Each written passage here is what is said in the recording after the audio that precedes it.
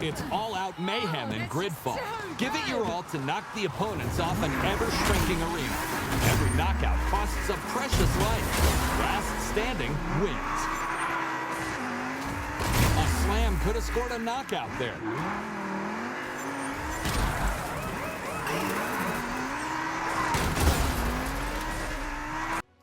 I have loved my time with Destruction All-Stars so far. There is a simplicity in its gleefully bombastic, accessible premise that sunk its claws into me the moment I started playing the game. It's kept me coming back for several hours of gameplay, and it's likely to keep me coming back for several more. But putting my appreciation for the core mechanics and premise aside, it's undeniable that there are some serious issues here that cannot be ignored. A big part of me simply loves Destruction All-Stars for what it is and what it lets me do.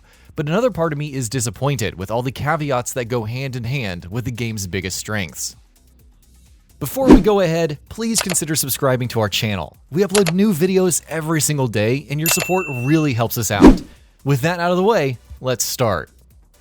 Appropriately enough, for a game that is all about driving fast and crashing into vehicles, driving in Destruction All-Stars is fantastic. There is an undeniable sense of speed and momentum here that is crucial in a game like this. The controls are tight and responsive, and your inputs on the controller are always met with great audio-visual feedback, including flashy graphical flourishes and loud noises of crashes and revving cars. Pulling the handbrake to turn around corners feels fantastic, and boosting your vehicle with a simple flick of the right stick to crash through an opponent at breakneck speeds feels even better.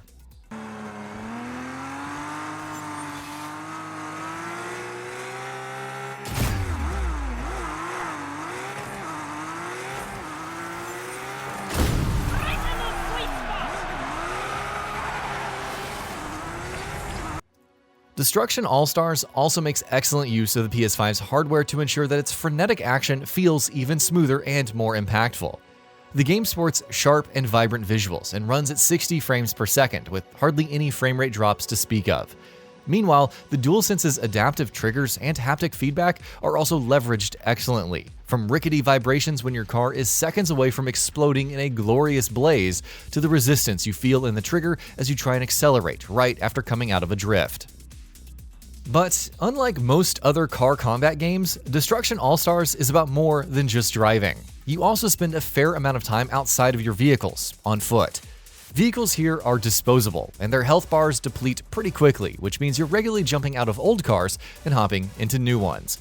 On one hand, this means matches remain fast-moving and exciting at all times, and things never get stale. On the other hand, the downtime when you're between vehicles is a drag.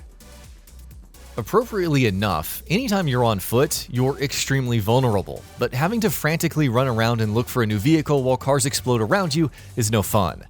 All characters have their own unique abilities called breakers, even when they're outside of their vehicles, but they hardly ever come in handy.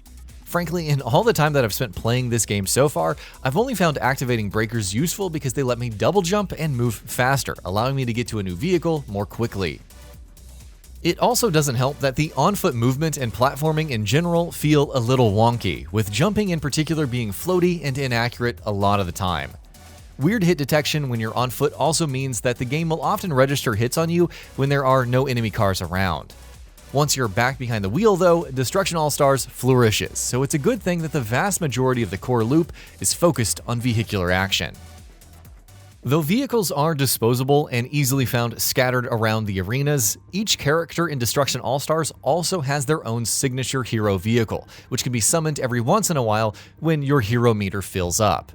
Hero vehicles are incredible, and getting your hands on one is pretty much a guarantee of a wonderfully chaotic couple of minutes. Not only do these vehicles feel even better to drive than ordinary cars and sport excellent visual designs, each of them also has their own breaker.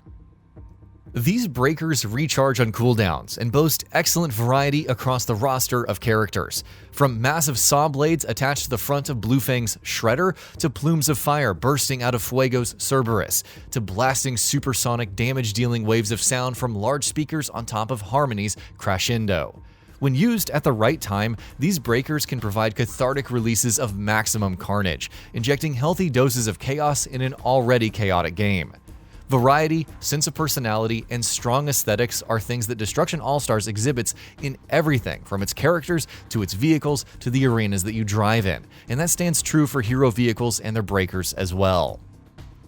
Most of the fun that I've had with the game, however, has come from a single mode, which is Mayhem, the free-for-all mode that gives you points for damaging and wrecking enemies, with the player with the highest tally of points at the end of the match being crowned the winner. Unfortunately, on the whole, Destruction All-Stars doesn't have a lot of well-designed modes. Out of the 4 modes available at launch, only Mayhem is great, though Carnado is decent enough as well. It's an 8v8 affair in which you get gears for damaging opponents and have to bank those gears into a massive tornado in the middle of the arena before the vehicle gets destroyed and you lose all of your gears. The team that has banked more gears at the end of the match wins. Carnado has a solid grasp of the destruction-focused nature of Destruction All-Stars and makes great use of the whole disposable cars shtick, and it's certainly the better of the 2 team-based modes. It wastes some of its potential in how teamwork hardly ever feels like a necessity, but at least it's still fun. The other team-based mode is Stockpile, another 8v8 affair in which you grab gears off of wrecked vehicles and then store them in one of 3 banks in the arena, with banks being under the ownership of whichever team currently has more gears in them, and the team with more banks under its belt when the timer runs out wins the match. The problem with Stockpile is that it forces you outside of your vehicle all too frequently. You can only collect gears when you're on foot, and you can only bank them when you're on foot. On-foot gameplay in Destruction All-Stars is not very good, as I've mentioned, which means Stockpile ends up being a bit of a chore. Then there's Gridfall, which is easily the worst mode of the bunch. Pieces of the arena slowly crumble away in this free-for-all Battle Royale-style mode, and players have to try and stay on solid ground, with the last car standing winning the game. Gridfall tries to incentivize destruction by letting you respawn more if you wreck more vehicles, but it instead becomes a ridiculous affair where almost everyone is simply driving around slowly and trying not to fall into the ever-growing chasms around the arena. Matches also end way too quickly, which means you're often waiting in lobbies for 2 to 3 minutes for a match that might not even last a minute. Gridfall is as uneventful as it is quick and boring. Though PvP is very much the meat and potatoes of this meal, Destruction All-Stars does have some single-player content on offer as well. This comes in the form of challenge series, with each series being dedicated to specific characters and their rivalries with others in the game's cast, offering little bits of story and focusing on these heroes as personalities.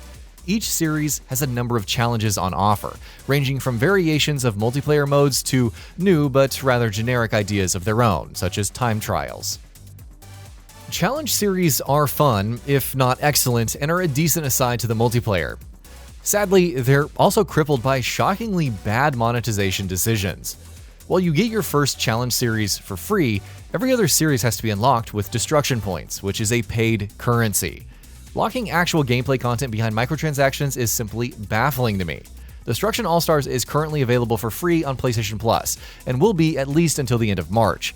But this is a game that you can buy right now.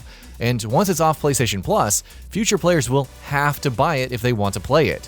Single-player content being locked behind a paywall is bad enough in a free-to-play game, but in a full-priced premium game, it's beyond ridiculous. It's also worth mentioning that full price here means $70 instead of the usual $60, thanks to Sony's increased retail prices. Progression in Destruction All-Stars is problematic as well. You get All-Star coins every time you level up, and though you level up at a pretty rapid pace, you don't get nearly enough points to be able to keep buying things at regular intervals. Boring purchases like banners and avatars for your profile are cheap enough, but skins are exorbitantly priced, with the cheapest ones being around 8,000 coins apiece. And the worst part, none of the skins are actually very good. They're all boring paint variations of the same design, and the few that are somewhat mildly interesting are, well, you guessed it, locked behind microtransactions. In light of all of this, thinking back to the beginning of this review where I've said that I've loved my time with Destruction All-Stars might seem strange, but here's the thing, I really have.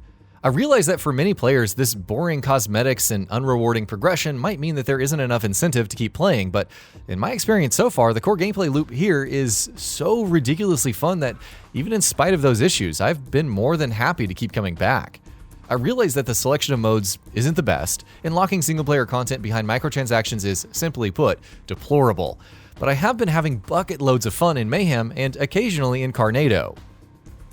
Destruction All-Stars has an excellent foundation in place, but Sony and Lucid Games need to ensure that they keep supporting it. The game has a solid skeleton right now, but there's also a lot of flaky, smelly flesh on that skeleton. The developers need to add more and better modes, add more interesting cosmetics, fix the progression, and for the love of all that is good, rethink this monetization model. If they do all of that, we'll have a real gem on our hands.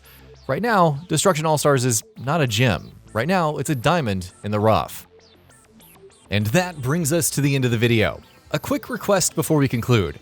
We upload new videos every single day, and if you like what we're doing, please consider subscribing. It really helps us out. Also, don't forget to enable all notifications by clicking the bell icon so that you can receive daily video updates. Thanks for watching.